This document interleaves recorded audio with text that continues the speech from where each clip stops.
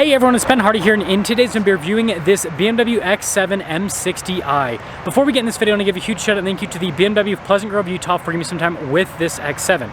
I'm going to include a link to their website in the description down below so you can check out this and the rest of the inventory that they have. If you have any questions, just ask for Joe. And then on a side note, if you want to save time and money the next time you purchase a car, link to my car buying guide in the description down below. Let's get into it.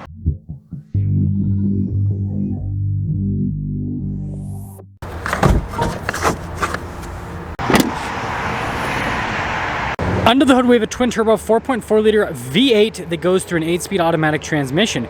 Fuel economy 16 around town and then 21 on the highway, with power outputs being 523 horsepower and then 553 pound-feet of torque. Now, before we move forward with this review, I do want to mention, if you want to see more videos just like this, then I recommend you subscribe because I post content every single day. So starting with the hood, you've got a bunch of body lines. The white paint does hide them a little bit, but still looks really sharp. Of course, you got the BMW logo as well. Now, the new X7 is famous for its split light design, as you can see. And then notice how the grille's been all blacked out. We got the M logo as well. And then notice the blacked out trim here at the bottom with the parking sensors integrated into that. And putting it all together, it definitely has this large, imposing front end design. And to be honest, the design's actually grown on me. Around the side here, our turn wheel setup is 275/40/22 in the front and then 315/35/22 in the rear. Now you guys can see with the wheels completely blacked out, you also have the blacked out brake caliper as well, and so it all looks cool. We've got these body painted fender flares and then also the blacked out trim that goes along the side here as well. Mirror cap also blacked out, and then you guys can see all the window trim also blacked out. And putting it all together, it kind of has that cool big boxy SUV appearance. Now here's a quick look at the key fob. We have our lock function, which also doubles as the remote start. We have our unlock and then the opening for the hatch. And I do like this new BMW key fob, it looks cool. Now, just like the X5, this has the tailgate hatch, which is really cool. You can also lower the rear suspension to make it so it's easier to access the back with that little button. But anyways, you've got tons of cargo space here in the back. We also have a cargo cover built in from the factory. And yes, we do have a third row. And you actually have all these controls for the seats. So you guys can see you can raise and lower the seats with those controls. You can do maximum cargo here, maximum passenger capacity. Pretty cool setup. Now when you're all done, you just have to press this button and it'll actually close everything up, so you don't have to press multiple. Really cool taillight design here, and then you guys can see M60i, got the X7 badge on the other side. Parking sensors here at the rear, and look at the covers for the exhaust tips, and I think you guys will like how this sounds. But putting it all together, let me know what you guys think about the M60i version of the X7. Do you like the looks or not?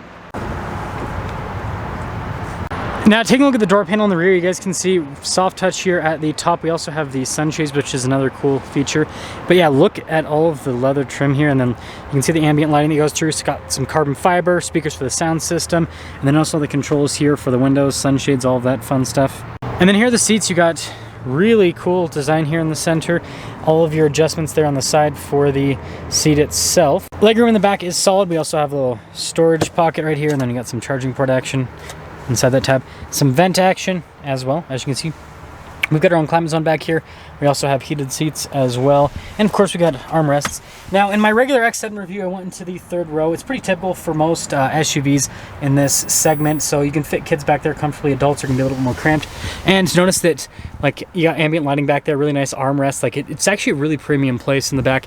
And then they do get, as you can see here at the top, they do have their own climate zone in the back, as well as a sunroof, which is interesting.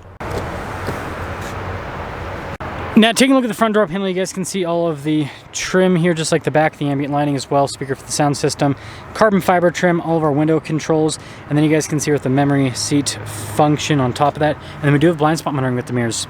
And would you look at this, perforated all down the center portion. We've got all of our adjustments here on the side as well. And then look at the pedals, and then we got our light controls right here. And then the steering wheel is power adjustable.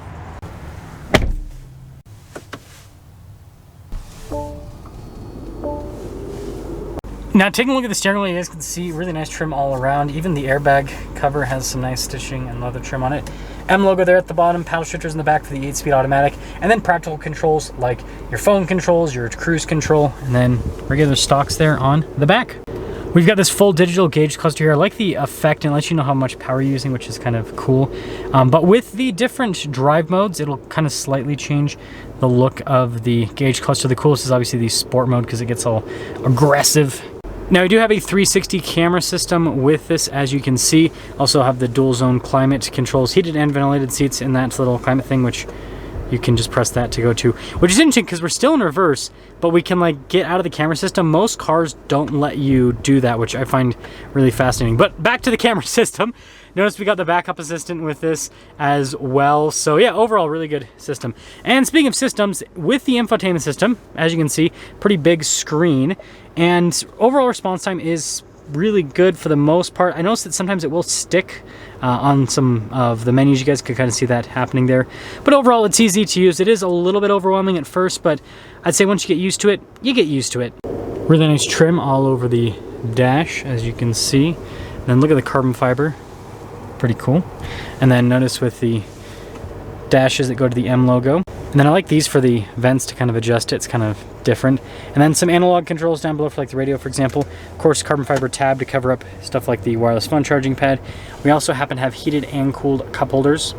And then here is the center control stack. So this is for the infotainment system if you don't want to use a touchscreen. That is for your suspension. You've got that for the parking brake, your auto hold, hill descent control, and then your drive mode select with your engine stop start, and then stability control with the parking sensors. And then the center console is just behind that. And look at all the trim here on the top and the side. It looks good. And speaking of storage, here's the glove box lined with felts. Got some nice trim on the outside of it as well. And then last but not least, we do have a nice premium headliner. Hopefully the lighting will kind of show on that side. And then we got the controls here for the full panoramic center up top as well. So here's a quick look at the window sticker. You guys can see 2024 X7 M60i. 108,700 is the base MSRP. Total MSRP is $124,610. And let's see how it drives.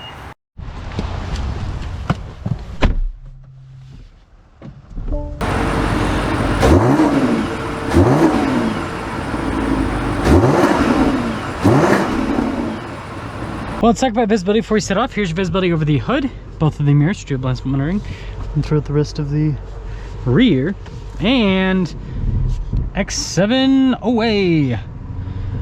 So I've already reviewed the 40i, and I've reviewed the 60i as well as the M version of the X5, but I think this is my first review of the 60i with the X7.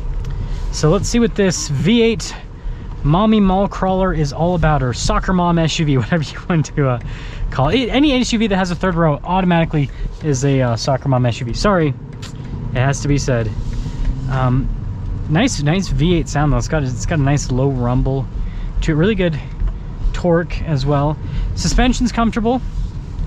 And honestly, like, as someone who reviews cars for a living, it's so impressive to me how comfortable these luxury cars are. I know some people are like, they're luxury cars, duh. But like, they put the biggest wheels and these like lowest profile tires on luxury cars, and yet they still ride so well. Like the amount of just engineering that goes into the suspension with these cars to make it so they can ride well with like the worst possible tire and wheel setup that's what's impressive to me, right? Like if this had, you know, 17s and 35s, of course it's going to be comfortable, right? Because it's got so much tire. But like, yeah, when you've got big wheels like what this has, it is quite impressive. Also, on a side note, completely unrelated to the review, it has been so wet this year in Utah, and like we had tons of snow last year, record levels, and now we have a summer that lasted like it was a very short summer, and now it's raining and it's basically fall at this point. So it'll be interesting to see what happens this winter again, because looks like we're in for another wet winter. But anyways, yeah, seats are comfortable. So like from a luxury car perspective, I'd say that it does a really good job. Automatic windshield wipers are doing their job as well, so it's a big plus. I just want to see what it feels like going over this bump. Yeah, really good transition. Okay, well, let's get our acceleration. Now, we obviously don't have full power because this is a new vehicle, but I mean, I've driven many a BMWs with this 4.4 liter V8, and it's a fantastic engine. It's got so much power, so much torque, and even when you're not at full power levels, it still feels really, really strong. So to sum things up here with what is quite possibly the ultimate mommy mall crawler, right? The X7 looks have grown on me. I love the M60i package is what they're calling it now. I like having everything, you know, sportier looking, like blacked out on the outside. I think it works really well with BMW styling. I love the interior. I think the carbon fiber trim's cool. Seat's really comfortable. Like you can tell the build quality is really good on this. Fit and finish is great. So great car overall.